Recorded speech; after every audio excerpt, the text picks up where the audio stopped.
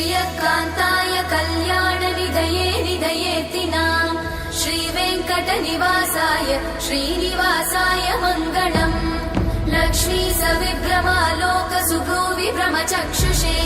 चक्षुषे सर्वलोकानां वेङ्कटेशाय मङ्गलम्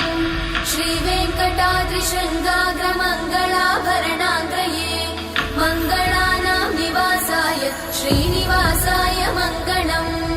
सर्वावयव सौन्दर्य सम्पदा सर्वचेतसां सदा सम्मोहनायास्तु वेङ्कटेशाय मङ्गलम् नित्याय निरवध्याय सत्यानन्दचिदात्मने सर्वान्तरात्मने श्रीमद् वेङ्कटेशाय मङ्गलम् स्वतः सर्वविदे सर्वशक्तये सर्वशेषिने सुलभाय सुशीलाय वेङ्कटेशाय मङ्गलम्।